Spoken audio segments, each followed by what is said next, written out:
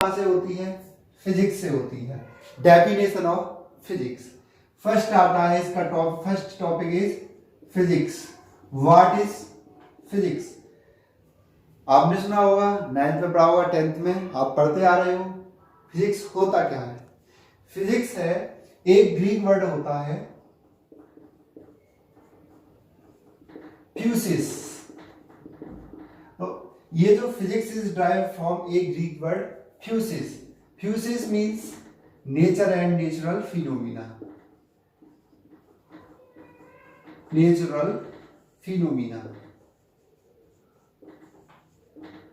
Okay, so definition of physics, it is the branch of science in which we study the nature and natural phenomena. That is the definition of physics. Physics is a branch of science in which we study physics, we study nature and natural phenomena and natural phenomena.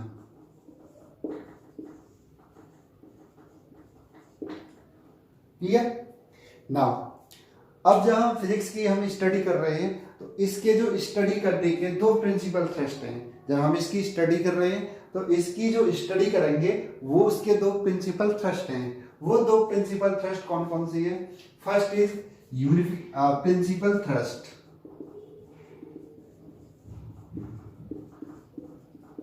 First is unification और second is reductionism.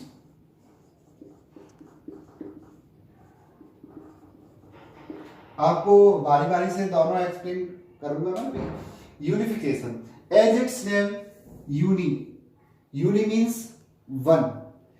इसका means होता है, unification means होता है कोई भी एक fact है, कॉन्सेप्ट है, ठीक है, लॉ है, वन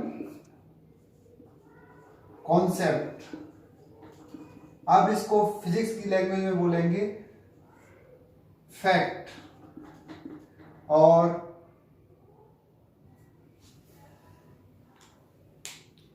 लॉ, ठीक है। वन कॉन्सेप्ट, फैक्ट और law explain many phenomena, explain different phenomena. यानी एक कॉन्सेप्ट होता है, एक फैक्ट होता है, एक लॉ होता है जो बहुत सारे फिनोमिना को क्या करता है? एक्सप्लेन करता है। जैसे एग्जाम्पल में एक्सप्लेन कर रहा हूं gravitational law, law of gravitation. अब ये जो लॉ है वो क्या क्या एक्सप्लेन करेगा? वो क्या क्या एक्सप्लेन कर सकता है? जैसे एक एप्पल है, ये अर्थ पे नीचे की साइड में गिर रहा है, ये एप्पल है और ये क्या है? अर्थ है। ये नीचे की साइड में गिरेगा, ये आपको पता है। इसमें भी क्या लगेगा? लॉ ऑफ ग्रेविटेशन, यानी न्यूटन लॉ ऑफ ग्रेविटेशन। ये क्या है? फिनोमिना है। ओके। सेकंड, आपने मान लिया ये एक ऑर्बिट है, अर्थ है, और ये क्या है? एक ऑर्बिट है। ये इसके चारों तरफ क्या कर रहा है? मूव कर रहा है, ठीक है। ये क्या एक ऑर्बिटल है, ये चारों तरफ मूव कर रहा है। इसमें भी कौन सा? ये क्या है? एक अदर फिनोमिना है। और इसमें भी क्या लगेगा? Newton law of gravitation. ये क्या है? Second phenomena. लेकिन इसमें कौन सा लगेगा? लॉ ऑफ ग्रेविटेशन लगेगा, ठीक है। थर्ड है, आपने मान लिया ये अर्थ है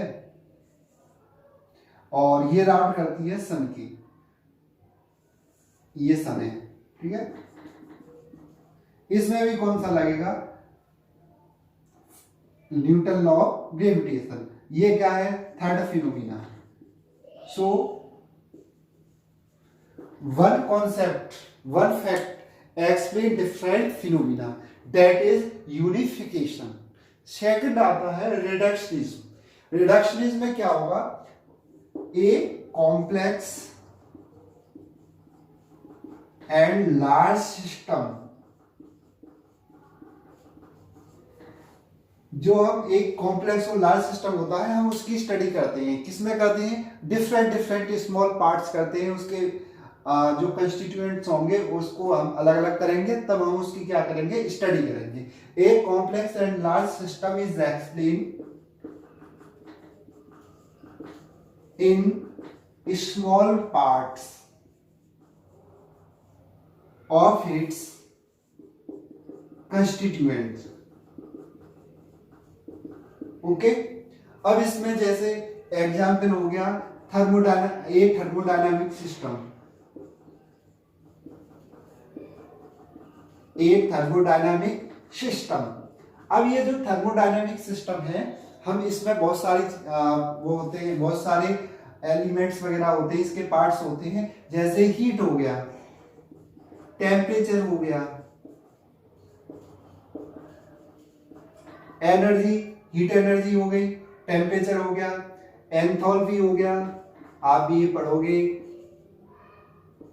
12th में 11th में पढ़ोगे, ये जो चैप्टर आएगा आपका थर्मोडायनामिक्स, उसमें पढ़ोगे। ये सारे आप इनकी क्या करोगे, अलग अलग स्टडी करोगे। इसके अलावा इसमें और भी हो सकता है, जो प्रेशर है उसकी भी आप स्टडी करोगे। तो एक कॉम्प्लेक्स सिस्टम की आप डिफरेंट डिफरेंट पार्ट में, जैसे एक थर्मोडायनामिक सिस्टम हो गया, इसकी डिफरेंट डिफरेंट पार्ट्स कौन से हो गए, हीट हो गया, टेम्परेचर हो गया, एंथैल्पी हो गया, प्रेशर हो गया, और भी बहुत सारे हो सकते हैं, उनकी अलग अलग क्या कर रहे हैं, स्टडी कर रहे हैं। दैट इज रिडक्शनिज्म, उसको हम क्या बोलेंगे, रिडक्शनिज्म, यानी हम रिड्यूस कर रहे हैं, एक कॉम्प्लेक्स सिस्टम को रिड्यूस कर रहे हैं स्मॉल पार्ट में, और then we are study these parts. So there are two principal theories, unification and reductionism. Clear? Now next है scope and excitement of physics. Note करना, आप नोट कर लो, scope and excitement of physics.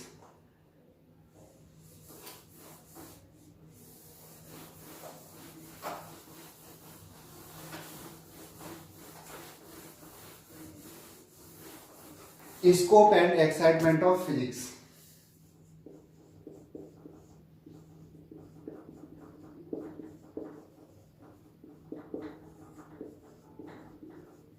Physics, सबसे पहले scope क्या होता है इसका, जैसे सबसे पहले जो फिजिक्स है इसकी दो अप्रोच होती हैं, classical approach and modern approach. और ये जो इसके जो डोमेन होते हैं, टू डोमेन्स होते हैं, टू डोमेन में हम क्या करते हैं, इसकी स्टडी करते हैं। कौन कौन से डोमेन्स होते हैं, first is microscopic, microscopic domain या टूल्स मान लो आप, और second is macroscopic, clear, approach. अब ये जो मैक्रोस्कोपिक है, इसको हम दूसरा नाम है इसका क्लासिकल अप्रोच, क्लासिकल अप्रोच। एक एक करके हम दोनों की स्टडी करेंगे। और माइक्रोस्कोपिक है, इसको हम बोल देते हैं मॉडर्न फिजिक्स। क्या, मॉडर्न फिजिक्स, क्लियर। अब देखो, जैसे इसका नाम है माइक्रो, माइक्रो मीन्स होता है स्मॉल पार्ट्स। अब जैसे स्मॉल पार्ट्स होते हैं एटम, कौन कौन से हो सकते हैं, जैसे एटम हो गया, इलेक्ट्रॉन्स हो गए, मॉलिक्यूल्स हो गए, न्यूट्रॉन हो गए। अब ये जो माइक्रोस्कोपिक अप्रोच है, in microscopic approach we study atoms, electrons, molecules, neutrons and other elementary particles.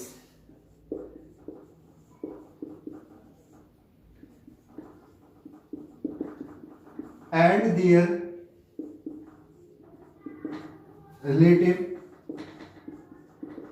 phenomena.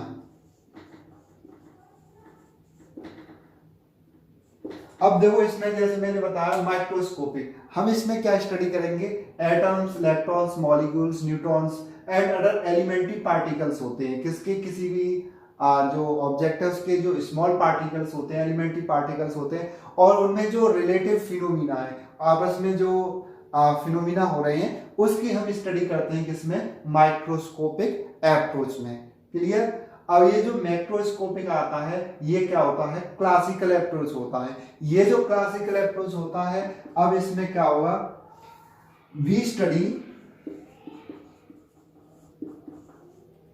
The large scale and terrestrial scale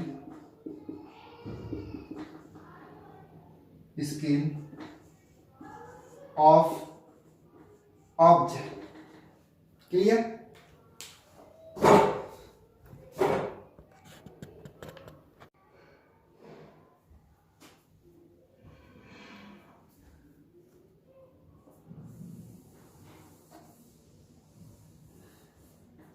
जैसे इसका नेम है macroscopic approach, classical approach, in which we study करेंगे, we study objects of large scale, terrestrial scale and astronomy scale.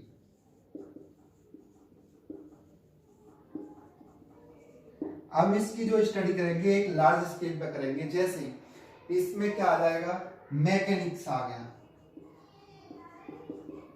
Thermodynamics आ गए,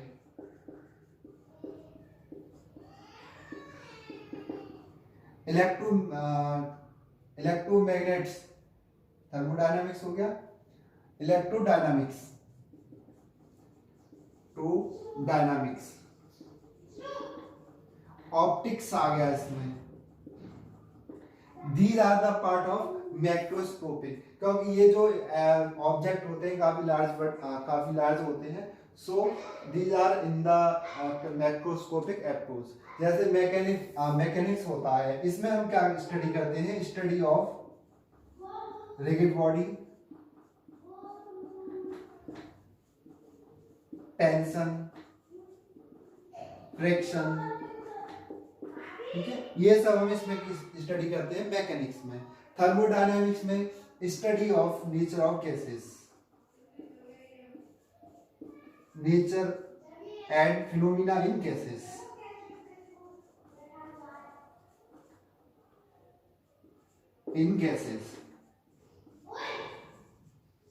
clear. Electrodynamics, effect of electrical and magnetic energy, electrical and magnetic energy and their related phenomena.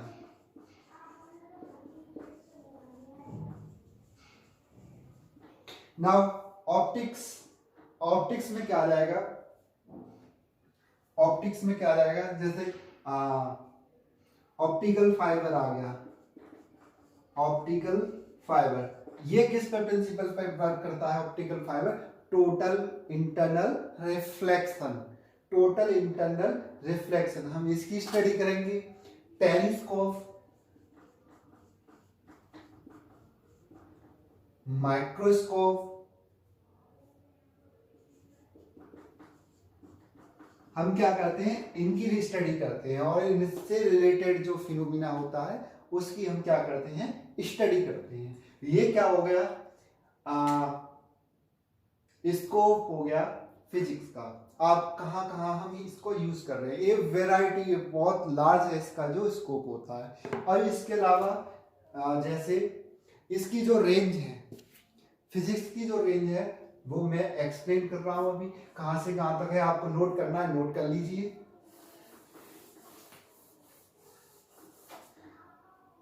अब इसकी जो physics की range है, जैसे अब एक इलेक्ट्रॉन्स होता है, रेंज है कितनी, 10 की पावर -15 मीटर, ठीक है, डाया वगैरह इसकी जो रेंज है, लेंथ है।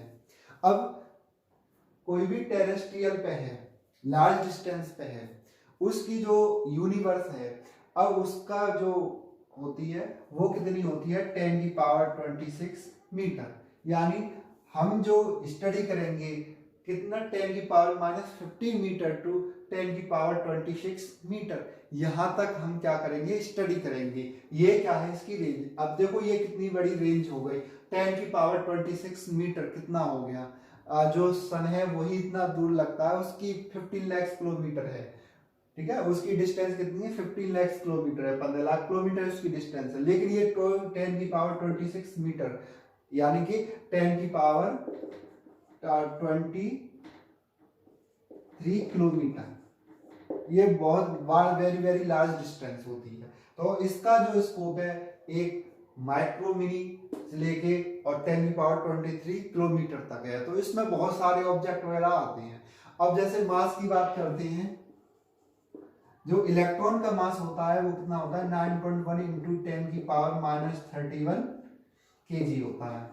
और जो मास होता है यूनिवर्स का, मास ऑफ यूनिवर्स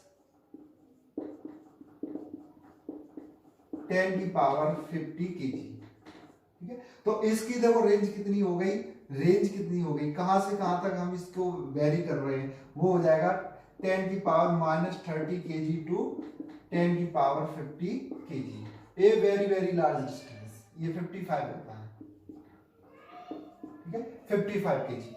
तो ये हो गई इसकी रेंज हो गई, यानी कि इस रेंज में कोई भी ऑब्जेक्ट हो सकता है 10⁻30 kg टू लेके 10⁻55। तो एक जो फिजिक्स है, सारी जो साइंस है उनमें सबसे ब्रॉड क्या है, फिजिक्स है। आप जैसे केमिस्ट्री का यूज करोगे, केमिस्ट्री कहां तक रह जाएगी, केमिकल तक रह जाएगी, लेकिन इसकी जो रेंज है बहुत वेरी वेरी लार्ज रेंज है, कोई इसकी लिमिट नहीं है, इनफाइनाइट है इसकी लिमिट है, ठीक है। तो ये क्या है, इसका स्कोप है, किसका, फिजिक्स का। नाउ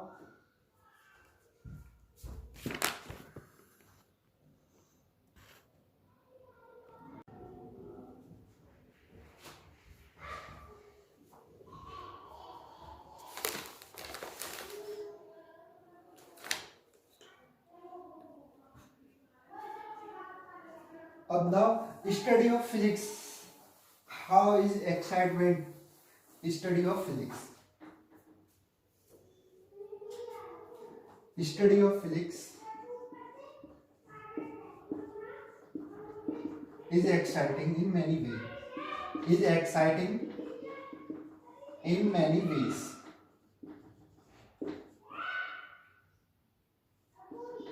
फर्स्ट, सबसे पहले हम आ जाते हैं ट्रेन क्या, telephone, use of telephone on mobile, use of internet, क्या, internet, use of robotics, what is use of robotics. अगर तुम्हारे पास कोई रोबोट्स आ जाए, तुमने कहा बेटा क्या पानी लेके आ, वो क्या करेगा, पानी लेके आएगा, तुम्हें कितनी खुशी होगी। अगर वो तुम खुद से बनाओगे तो तुम्हारी खुशी का कोई ठिकाना नहीं रहेगा, ठीक है। तो ये जो फिजिक्स होती है अपने आप में क्या होती है, एक्साइटिंग होती है, आपको बिल्कुल एक्साइट कर देती है। अब इसके अलावा देखो, जैसे यूज ऑफ रोबोट्स हो गया, यूज ऑफ रेसिंग बाइक,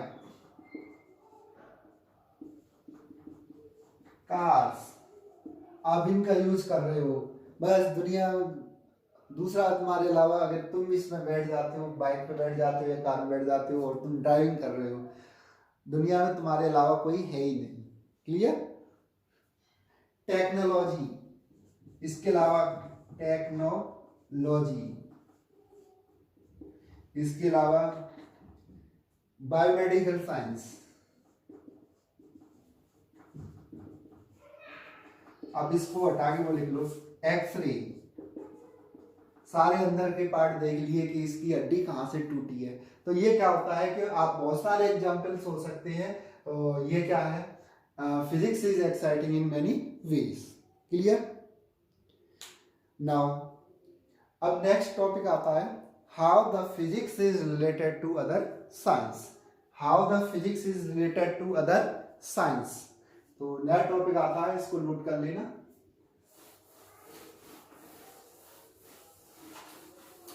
आप पॉज करके इसको नोट कर लेना। How the physics is related to other science. इस चैप्टर को हम दो कोशिश करेंगे, दो लेसन में हम कंप्लीट कर लें, दो सेशन में कंप्लीट कर लें। Physics is related to other science. आप मस्त रहिए और व्यस्त रहिए, मस्त और व्यस्त, ठीक है। Physics is related to other science. Now how the physics is related to chemistry. How the physics is related to biology. Can you tell me? No. अरे क्या है इसमें? How the physics in relation to, चलो chemistry ले लेते हैं, to chemistry. How the physics is related to chemistry. कैसे chemistry से रिलेटेड है? अब देखो ये जो दो चीजें आती हैं, पहला है माइक्रोस्कोप और दूसरा है x ray. Discover in physics,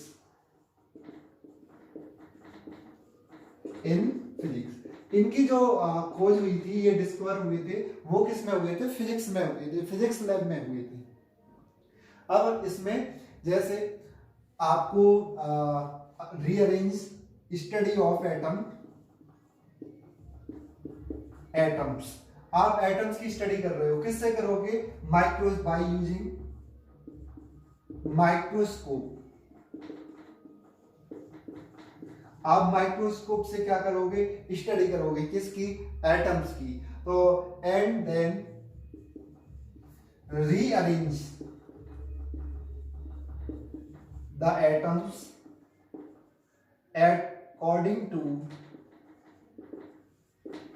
their what? Atomic number।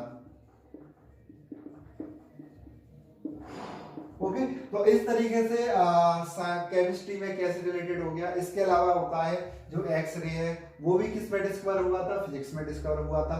उसका हम यूज करते हैं किसमें? केमिस्ट्री में। आपको बहुत ज्यादा लिखना नहीं है। इसके अलावा physics related to biology, physics in relation to biology. गर्मी बहुत ज्यादा पड़ रही है इसलिए टक टक टक टक टक टकला। Physics in relation to biology. ना देखो अभी मैंने बताया माइक्रोस्कोप, आप इस दोनों वर्ड को याद कर लेना। माइक्रोस्कोप और एक्सरे की जो डिस्कवर हुआ था वो किसमें हुआ था? फिजिक्स में हुआ था। अब जो स्टडी करते हो किसकी? बायोलॉजिकल सैंपल की, the study of biological sample किससे करोगे आप? Bye using microscope. अब इसके अलावा जो स्टडी करते हो किसकी? सबसे स्मॉलेस्ट पार्ट होता है हमारी बॉडी का सेल्स। सेल की स्टडी करोगे तो वो भी किससे करोगे? माइक्रोस्कोप से। Study of cells in our body by using microscope. इसके अलावा हड्डी टूट गई आपकी, बाइक चला रहे थे 220 की स्पीड से, अब लेके गए डॉक्टर के पास, उसने क्या किया? एक्सरे किया। ठीक है, एक्सरे किया, उसने डिटेक्ट किया कि आपका फ्रैक्चर है नहीं, तो उसने बताया आपका फ्रैक्चर नहीं है, बच गए आप। तो क्या हुआ? To detect the fracture in body by using X-ray।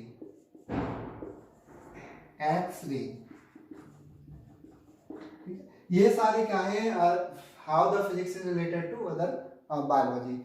इसके अलावा जैसे कैंसर का इलाज होता है, जो कैंसर का इलाज होता है वो किससे होता है, एक वो है रेडियो आइसोटोप्स होता है, radio isotopes, radio isotopes to cure the cancer. Radio isotopes क्या है, ये फिजिक्स में है लेकिन हम उसकी क्या यूज कर रहे हैं उसका बायोलॉजी में। इस तरीके से ये जो फिजिक्स है कैसे रिलेटेड है, बायोलॉजी से रिलेटेड है।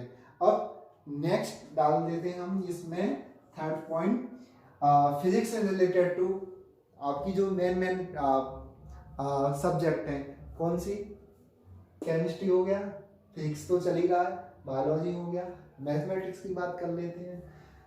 Physics in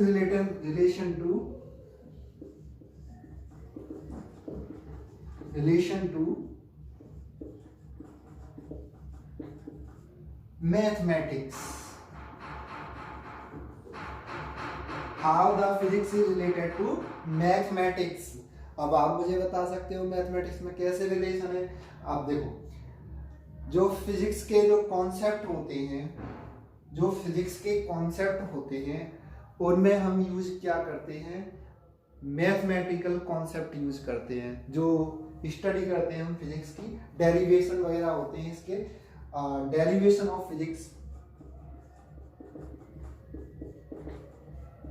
physics, by using mathematical concept, mathematical concept. इस तरीके से ये जो फिजिक्स में क्या है मैथमेटिकल का यूज होता है।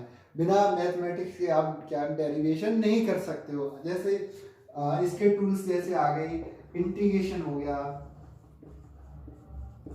आप सिंपल सा लिख लो, डिफरेंशिएशन हो गया, ठीक है। इस तरीके से मैथमेटिक्स में इसका यूज हो रहा है। इसके अलावा और भी साइंस हैं जैसे जूलॉजी, एस्ट्रोनॉमी, इस तरीके से अदर साइंस में भी क्या है फिजिक्स का यूज होता है, ठीक है।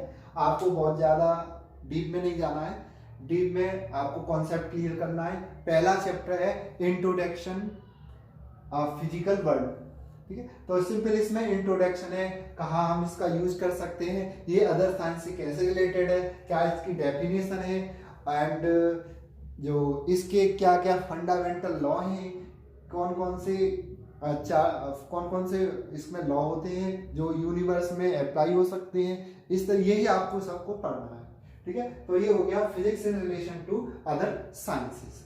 Now next topic is physics in relation to technology. Physics और टेक्नोलॉजी में क्या रिलेशन है।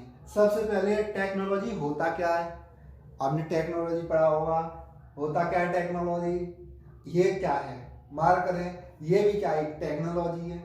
क्या टेक्नोलॉजी है, इसमें सबसे पहले ये जो गत्ता लगा हुआ है अंदर गोल गोल सा, जैसे इसको ओपन करोगे तो इसमें गत्ता लगा हुआ है, उसमें क्या है इंक रहती है और वो कहाँ जाती है, यहाँ नीचे आ जाती है, ठीक है। तो इसी तरीके इसमें क्या था, एक साइंस लगी हुई है, और साइंस को अगर हम एक्सपेरिमेंटल या साइंस को अगर हम कोई भी प्रैक्टिकल पर्पस का यूज में कोई ऑब्जेक्ट बना लें, डेट इज टेक्नोलॉजी। क्लियर। लाओ मैं एक्सप्लेन करता हूं, नोट कर लिया है, नोट कर लो अच्छी तरीके से, नोट्स बना लो, और मैं पीडीएफ डाल दूंगा इसकी।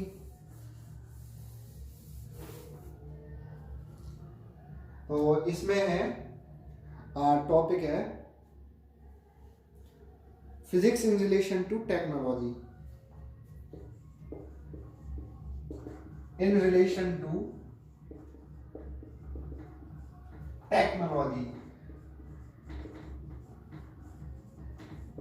How the physics is related to technology. सबसे पहले ये जो वर्ड है इसको हम थोड़ा सा डिफाइन कर लेते हैं। टेक्नोलॉजी होता क्या है, by using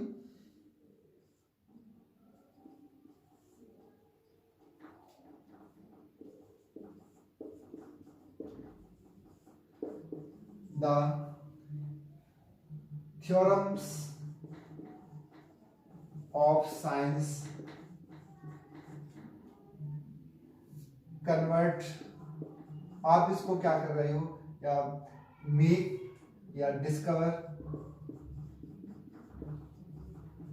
N a practical theorem, a practical, आप इसको बोलोगे practical, practical instrument is called science. आपकी ये जो बुक है, ठीक है, ये क्या एक साइंस है। अब मैंने इसमें कॉन्सेप्ट, बहुत सारे कॉन्सेप्ट हैं, जैसे बॉयंसी है, और इसमें जब बॉयंसी है और भी बहुत सारे इसमें थ्योरम्स वगैरह हैं, न्यूटन्स की हैं। अब उनका यूज करके मैं कोई एक इंस्ट्रूमेंट बना देता हूँ। मैंने कोई एक इंस्ट्रूमेंट बना दिया, डेट इज टेक्नोलॉजी। ठीक है, ये क्या है, एक टेक्नोलॉजी है। ये लाइट जल रही है, ये क्या है, एक टेक्नोलॉजी है। उन्होंने कहा कि अगर अब नियॉन गैस है, इसमें ऑर्गन और नियॉन हुई होती है, अगर नियॉन गैस को हम हीट दें तो वो क्या होगी, बर्न होगी। उन्होंने क्या दिया, डेफिनेशन दिया, उसको थ्योरेटिकल दिया। अब ये जो थ्योरेटिकल चीज है उसको कोई साइंटिस्ट हुआ, उसने क्या किया, इसको प्रैक्टिकल में यूज कन्वर्ट कर दिया इसको, और उसने क्या बना दिया, ऑब्जेक्ट बना दिया, लाइट बना दी। क्लियर। तो ये क्या होता है, by using theorems of science discover a practical instrument is called, sorry science को हटा दो, टेक्नोलॉजी, टेक्नोलॉजी, टेक्नोलॉजी, टेक्नोलॉजी। और ये क्या होता है, टेक्नोलॉजी। क्लियर। ये है technology is the application of, technology is the application of principle of physics for practical purpose. आप प्रिंसिपल हैं जो फिजिक्स के, उनका आप यूज कर रहे हो और आप क्या बना रहे हो, कोई भी इंस्ट्रूमेंट बना रहे हो, डेट इज टेक्नोलॉजी। जैसे अभी मैं एक दो एग्जाम्पल करवाऊंगा, आपको सब कुछ क्लियर हो जाएगा। जैसे सबसे पहले बना स्टीम इंजन। स्टीम इंजन क्या बना, स्टीम इंजन। आप सबको पता होगा किसने बनाया था, जेम्स वॉट ने बनाया था। अब स्टीम इंजन है, इसमें क्या लगी थी, साइंस लगी थी। कौन सी साइंस लगी थी, लॉ ऑफ थर्मोडायनामिक्स। तो इसमें ये क्या था, टेक्नोलॉजी, क्योंकि ये क्या बनेगा, एक इंस्ट्रूमेंट बनेगा, इंजन, टेक्नोलॉजी। और साइंस क्या थी, law of thermodynamics, law of thermodynamics. तो ये हो गया steam engine, law of thermodynamics, ये क्या हो गई, साइंस हो गई। उसके बाद आप आगे चले, जनरेटर बना। क्या बना, जनरेटर बना। किस पे वर्क करता है, Faraday law of electromagnet, Faraday law of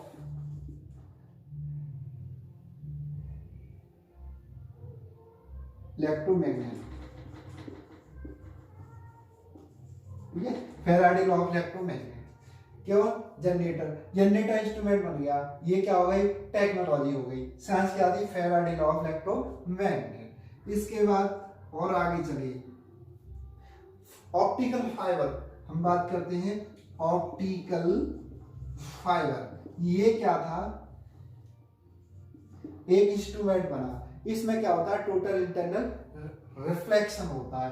science क्या थी इसमें, टोटल इंटरनल रिफ्लेक्शन। क्या होता है, टोटल इंटरनल रिफ्लेक्शन होता है। इसके बाद जो बात करते हैं, कंप्यूटर की बात कर लेते हैं। किसकी, कंप्यूटर की। क्या होता है इसमें, लॉजिक गेट होते हैं। क्या होता है इसमें, लॉजिक गेट होते हैं। ये क्या थी, टेक्नोलॉजी। ये क्या हो गई, साइंस थी।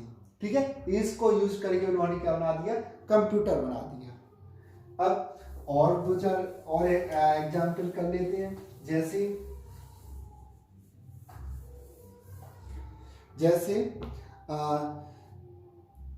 सोनार हो गया। क्या हो गया, सोनार हो गया, सोनार। ठीक है, सोनार हो गया। अब ये किस पे वर्क करता है, ये करता है reflection of ultrasonic wave, reflection of ultrasonic wave, ultrasonic waves, ठीक है। इस तरीके से और भी बहुत सारे वो आप एग्जाम्पल लिख सकते हो, जैसे एरोप्लेन हो गया, किस पे करता है, बर्नौलीज, और फोटो सेल हो गया, फोटो सेल हो गया, किस पे वर्क करता है फोटो सेल, फोटो सेल किस पे करता है, photo electric effect, photo electric effect, ठीक है, फोटो इलेक्ट्रिक इफेक्ट पे करता है। और एरोप्लेन है, बैठे हो कभी, बैठ जाना, लेकिन अब मत बैठना कोरोना में। एरोप्लेन किस पे वर्क करेगा, ये आपको पता ही है, कौन सी थ्योरम्स होती है एरोप्लेन के लिए, बर्नौलीज। अब स्पेलिंग देख लेना बर्नौलीज की, ठीक है। तो एरोप्लेन किसका, बर्नौलीज जो थ्योरम थी उन पे वर्क करता है, ठीक है। इस तरीके से ये क्या हो गई, साइंस हो गई, और ये क्या हो गया, टेक्नोलॉजी हो गया। ये यहाँ तक हमारा ये कंप्लीट हो चुका है। अब इसके अलावा जो फिजिक्स में फर्स्ट चैप्टर है उसमें 2 टॉपिक बचते हैं आपकी। 2 टॉपिक कौन कौन से बचते हैं, पहला टॉपिक है इसमें फंडामेंटल फोर्स, एंड सेकंड है फंडामेंटल या natural law of physics. 4 law हैं और 4 ही वो क्या होते हैं, फोर्स होते हैं, ठीक है। उसके अलावा ये चैप्टर हो जाएगा कंप्लीट। यहाँ तक आज आपका सेशन कंप्लीट होता है। आप अगर अच्छा लगे तो इसको लाइक एंड सब्सक्राइब जरूर करना इस चैनल को, और हम आपको जिससे कि आप और भी आपको नेक्स्ट क्लास करवाएंगे। इसके अलावा देखो जो नीट की प्रिपरेशन कर रहे हैं, मैं हर चैप्टर में ये बताऊंगा, ये जो 20 ईयर्स के जो क्वेश्चन आए हैं उनको मैं करवाऊंगा नीट में, और जेईई मेंस में, जेईई में क्वेश्चन आए उनको भी मैं आपको साथ ही साथ इसमें करवाऊंगा। अभी तक इसमें कोई क्वेश्चन नहीं आया है, लास्ट 20 साल में यहाँ तक जो मैंने पढ़ाया इसमें कोई क्वेश्चन नहीं आया है। यहाँ से केवल एक क्वेश्चन बनता है, वो बनेगा फंडामेंटल फोर्स के लिए, ठीक है। तो वो हम कल डिस्कस करेंगे, उसमें 1-2 क्वेश्चन करेंगे उसमें, और बाकी जो थ्योरेटिकल है वो करेंगे, ठीक है। Thank you to watch.